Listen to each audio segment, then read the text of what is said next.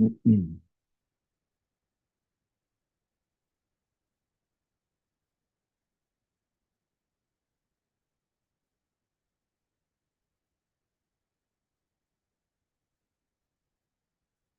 بالله من الشيطان الرجيم.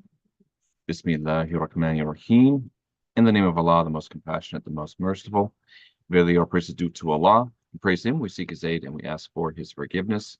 We seek refuge in Allah from the evils of our own selves and from the evils of our own actions. And whomsoever Allah guides, none can misguide. And whomsoever Allah leaves astray, none can guide back to the correct path. Ashhadu an la ilaha illallah. Ashhadu anna Muhammadan abduhu wa rasuluhu. Sallallahu alayhi wasallam. We testify there is no deity worthy of our worship except for Allah, who is alone with no partnership, who never has and never will be another. And we bear witness that Muhammad, peace and blessing be upon him, is the last and the final prophet of Allah. Assalamu alaikum wa rahmatullahi wa barakatuhu. Brothers and sisters, friends and family members, and everybody tuning in to the live stream, and everybody joining us for the Zoom meeting. Assalamu alaikum wa rahmatullahi wa barakatuhu. Thank you again for joining us for our Sunday discussion. For our finishing today of the book Those Promised Paradise by Noura Durkee. Today we'll be reading pages 241 to 257, where we will be again finishing the book for today and the chapters which we'll be reviewing Zaid ibn Amr and Zaid ibn Zaid and Az-Zubair ibn al-Awwan in those respective chapters. So without further ado, we'll go ahead and get started. Bismillah. So Zaid ibn Amr and Sa'id ibn Zaid are mentioned in the same chapter, where it is mentioned that Zaid, the father of Sa'id, is referenced in Sahih Bukhari in reference 5, I make you my witness that I am on the religion of Ibrahim. So Zaid ibn Amr, although he searched far and wide, was unable to meet the promised Prophet ﷺ. Much later, Rasulullah ﷺ praised Zaid and said that on the day of resurrection, that, quote, he will be raised as having in himself alone the worth of a whole people, as mentioned by Ibn Hisham. So when Rasulullah ﷺ began calling people to Islam, Zayd's son, Sa'id, was among the earliest to have faith in Allah and believe in his message. And Sa'id was raised in a household that resented the pagan ways of the Quraysh, and he was educated by a father who spent his life searching for truth and was killed while pursuing it. So Sa'id became Muslim, and so did his wife, Fatima bint al-Khattab, Omar ibn al-Khattab's sister, and they kept their Islam a secret for fear of her brother, who had a violent temper and was very opposed to this new, quote unquote, new religion. And he fought it because he sincerely believed that it was splitting up the Quraysh, his family, and his tribe, and it was insulting to their faith and their pagan gods. And when they became Muslim, Sa'id was hardly 20 years old. And Fatima loved to hear the Quran recited, and Khabab ibn al-Arat often came to their house to read it to them. And in those days of little formal education, people then memorized what they wanted to know, and since few people knew how to read and to write. And the Muslims memorized whatever was being revealed from the Quran as Rasulullah ﷺ had recited it. And some of them who could would also write it down. And there was no paper at that time. They usually wrote it on parchment of dried animal skin or on bark, bones, or stone. And these pieces of the Quran were very precious. And on one of these days when Khabab stopped by for recitation, Omar had come to the terrible decision that everything wrong with Mecca was the fault of the man named Muhammad, and he decided to kill him.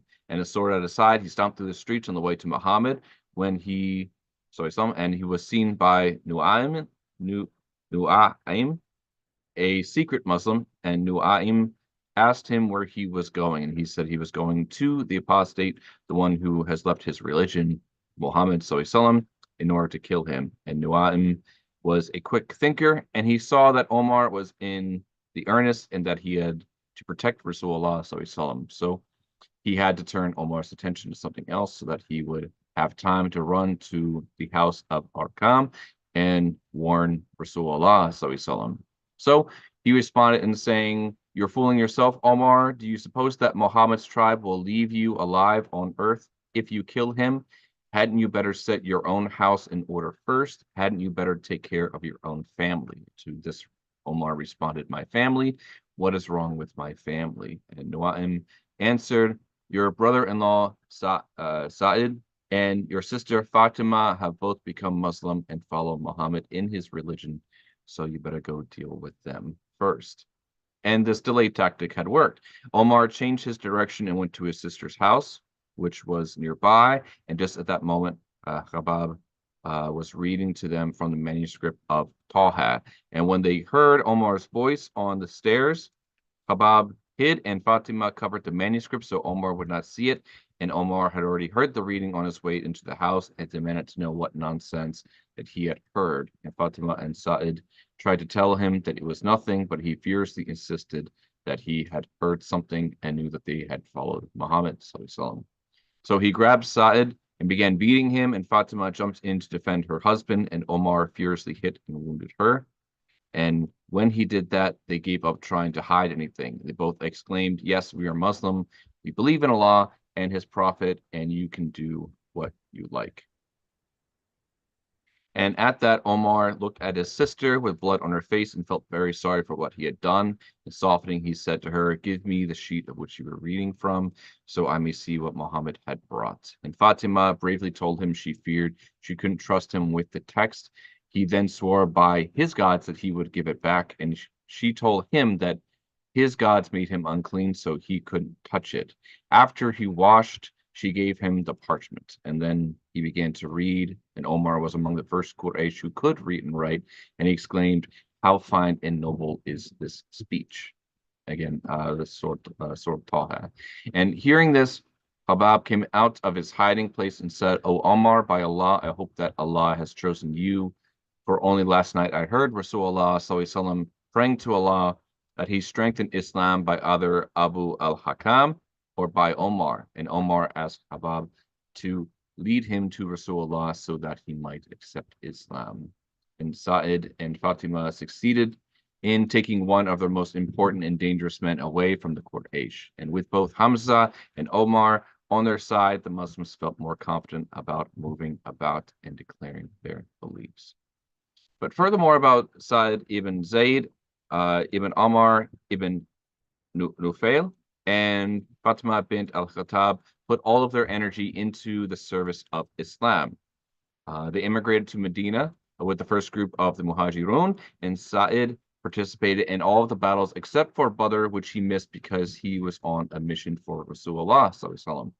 However, Rasulullah gave him a share of the spoils of Badr and told him that he had all the rewards of fighting there as well. And after the death of Rasulullah sallallahu, Zaid continued serving Islam under each Khalifa, and he participated in taking over Caesar or Kaiser's throne, diminishing his kingdom. And in each battle, he exhibited a rare and extraordinary heroism. And his most heroic act was recorded the day of El Yarmouk, and Sa'id described his experience inside of that battle, which is as follows. Bismillah. The day of Al Yarmouk, we were about 24,000, and the Greeks were 120,000. Came towards us with heavy steps like mountains moved by hidden hands.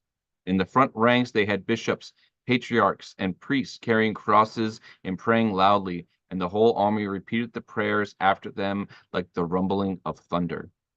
And when the Muslims saw this, they feared being so outnumbered.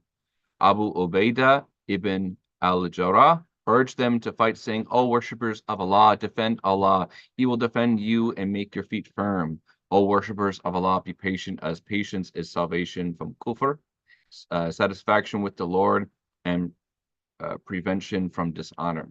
Aim your spears, hide behind the shields, and keep silence except for evoking Allah in your souls under new orders, inshallah." And at this point, a man came out of the ranks of the Muslims and said to Abu Ubaidah, "I've decided to martyr myself and die now. Do you have any message to Rasulullah sallallahu alaihi wasallam?" And he replied saying, "Yes, Abu Ubaidah said, "Give him greetings from me and from the Muslims and tell him, O Rasulullah, we found what Allah promised us to be true."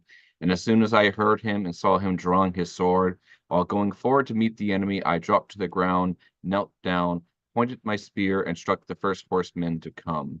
Then I jumped on the enemy as Allah had taken all the fear from my heart, and the people raged and kept fighting the Greeks until Allah granted victory to the believers. And after that, Saad ibn Zaid participated in the conquest of Damascus, and after its submission to the Muslims, Abu Ubaidah assigned him to be its ruler, its wali. Thus, he was the first Muslim wali to rule Damascus. And at the time of Banu Umayyah, Sa'id ibn Zaid was involved in an incident that made such an impression on the people that it has been told as a legend ever since. And it was more of an impression than all of his feats in battle, because Urwa bint Uwais, a woman from Medina, claimed that Sa'id ibn Zayd had taken part of her land by force, and she kept spreading this rumor amongst the Muslim Ummah. Then she brought the charge to Marwan ibn al-Hakam, the ruler of Medina at that time. And Marwan sent people to talk to Sa'id about this matter to get his side of the story, and Sa'id had endured the persecution of the Quraysh in Mecca, so he was no stranger to insults and false accusations, but this was too much for this truthful Sahabi of Rasulullah, so he responded with saying, "They say that I've been unfair to her. How could I be unfair to her? I, who have heard Rasulullah saying, whoever takes unjustly one span of land, Allah will surround him on the day of judgment with 7 earths.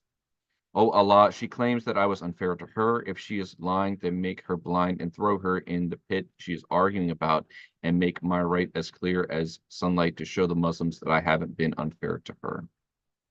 And Rasulullah then said in return, "Beware of this dua of whoever is treated unjustly, for there is no veil between it and Allah." And the one who was unjustly treated was Sa'id ibn Zayd, who was promised Jannah. And soon after his dua, Al-Aqiq, a valley in Medina where the flood waters run, experienced a flood like no flood anyone could remember. And the rushing waters carried away some of the topsoil and unveiled the stone boundary limit that was the line that Urwa was arguing about. And it was clear to all of the Muslims from the position of the marker that Sa'id was speaking the truth and that the woman was wrong. And 1 month later, Urwa became blind and fell into a pit while she was walking on her land. And Abdullah ibn Omar said, "When we were kids, we used to hear the person who is wrong say to the wrongdoer, 'May Allah make you blind,' as he did to Urwa." So may Allah SWT bless Sa'id ibn Zayd, his father, and his wife, and give them all the Jannah, a place without argument, full of peace. Ameen. And then lastly, for the last chapter that is here, Az-Zubair ibn Awwan, pardon me, which is mentioned in Sahih Bukhari, book 5, reference 65. Every prophet has had a disciple, and my disciple is Az-Zubair ibn al-Awwam. So Az-Zubair ibn al-Awwam was the cousin of Rasulullah SAW and the son of Safiya bint Abd al-Muttalib, Rasulullah SAW's aunt. And he accepted Islam early in the Meccan period, and the youngest of those who traveled to Abyssinia to escape the torture of the Quraysh. Az-Zubair lived with the others under the protection of the Negus, the ruler of the country of Abyssinia, a just and religious man. And during this time, a rebellion broke out in Abyssinia, and the Negus led his army to fight the rebel leader. And the Muslims feared that if the rebels had won, harm would come to the Negus and to them, and they were afraid that someone might come to power who would not protect the Muslims. And the river Nile divided those two forces. And the Muslims, waiting anxiously for news for their fate, asked who could go for news of the battle, and Az-Zubair volunteered for this mission. And to prepare him for the safe travel, they blew up a water skin and tied the neck tight. for him to put under his chest as a raft, and he then departed, swimming along the Nile until he reached the point where the armies faced each other, and he hid himself quietly, waiting and watching. And soon after, while the Muslims were praying for the anticipating victory of the Negus, Az-Zubair ran up to them shouting, "Hurrah, the Negus has conquered and Allah has destroyed his enemies." And the Muslims were overjoyed. And the Negus soon returned from the battle, supported by their chiefs, and ruled his country, protecting the Muslims until they returned to their own land.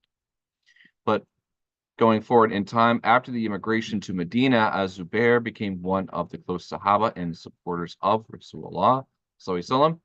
He was a great warrior, and he and Ali often fought together and were sent on special missions together by Rasulullah.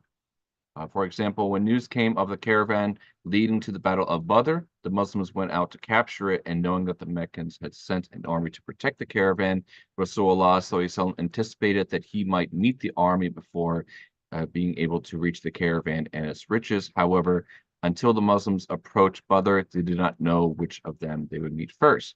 So Rasulullah Sallallahu Alaihi Wasallam sent Ali and Az-Zubair and a few others to do some scouting at the well of Badr. And they met some Qurayshi men and their camels and brought them back to the Muslim camp. And when asked who they were, the men replied, "We are the watermen of Quraysh. They sent us to get them water."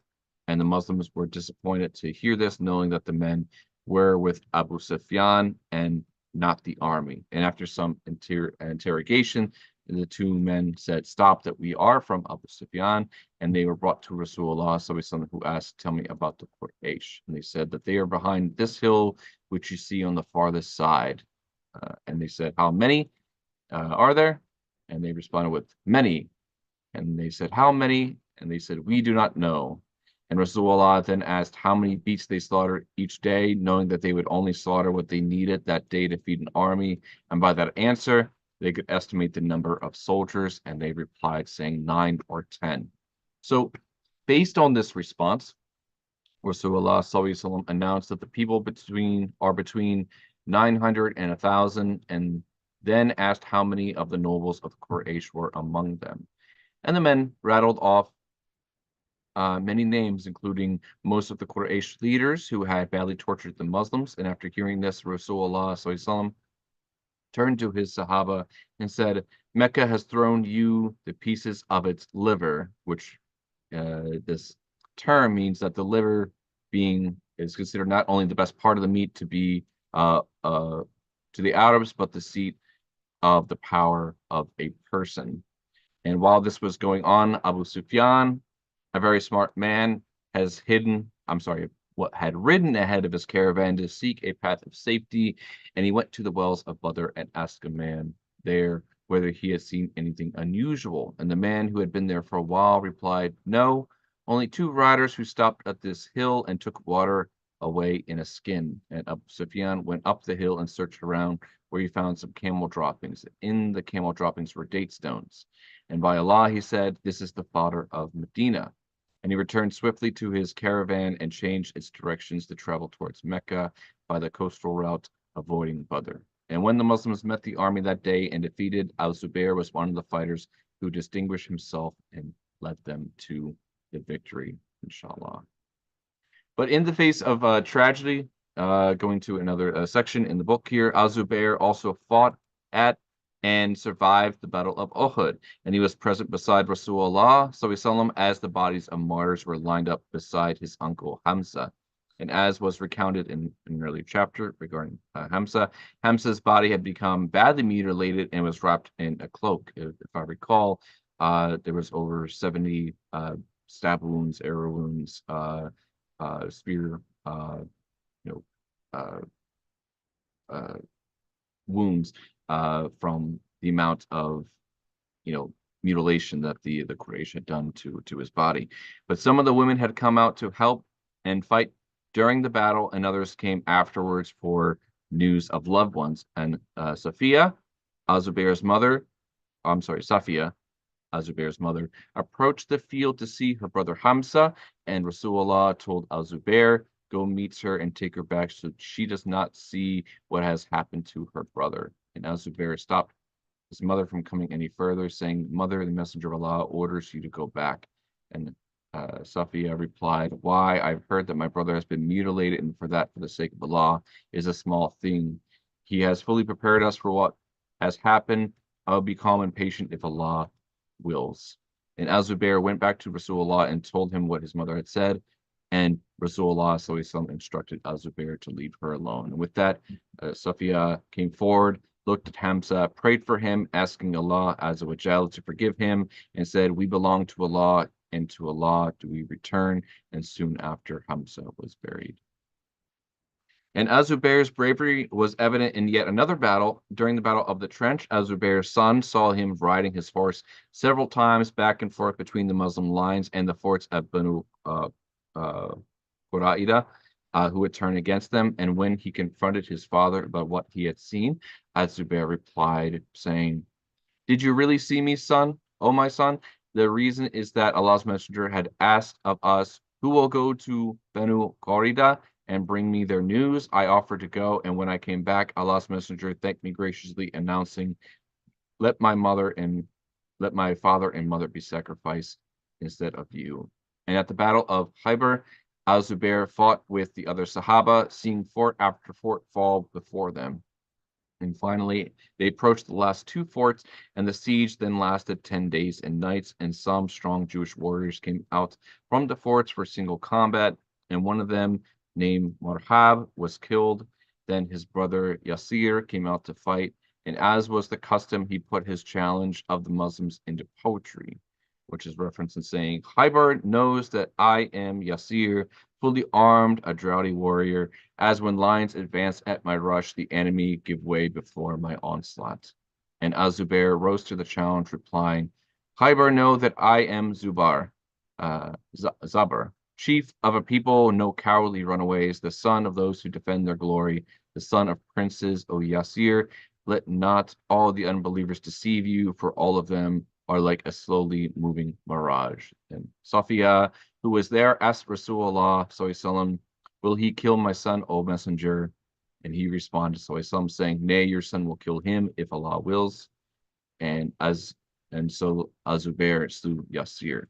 And when Rasulullah SAW was planning a conquest of Mecca, he confided in Abu Bakr and instructed him to keep the people from knowing exactly where the army was going so that he could keep their plans secret from the Quraysh. However, as was often the case in such matters, news of the plan had spread, and soon after, Rasulullah SAW was warned in a dream that a secret message was being sent to Mecca through a woman who was traveling there, and he sent Ali and Az-Zubair after her.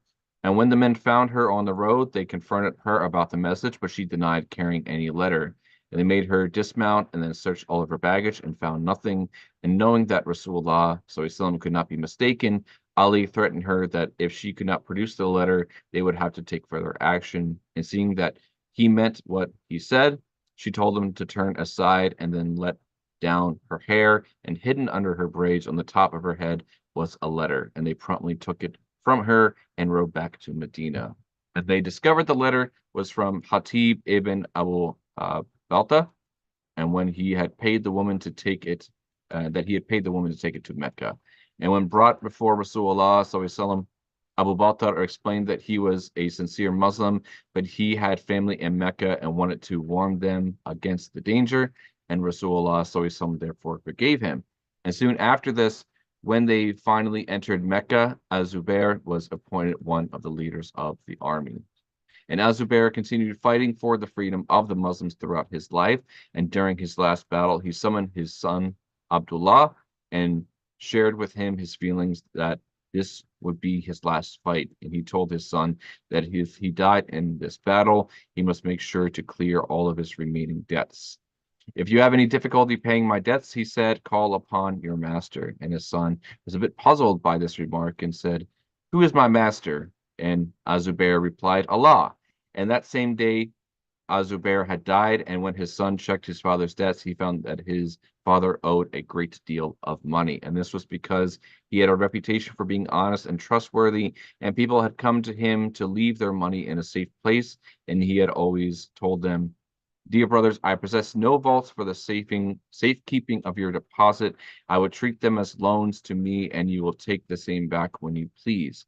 Then, as Az-Zubair would take the money to spend on the poor and needy, so he had no money to pay the people back. However, he trusted Allah subhanahu wa ta'ala to take care of it, and when Abdullah went about paying the debts, he was able to clear most of them, and he said, whenever I experience any difficulty, I would pray, O Master of Az-Zubair, help me, and the difficulty would subside. So may Allah subhanahu wa ta'ala bless Az-Zubair, a fighter for the freedom of all Muslims and the helper of the needy and the poor. And with that, we come to the ending of the book, or the first book of the stories of the Sahaba, Those Promised Paradise by Noura Durkee. Jazakallah on everyone for tuning in, for listening for the readings, and inshallah, we will follow up with a new book for us to review, to reflect upon, and get benefit for reflection.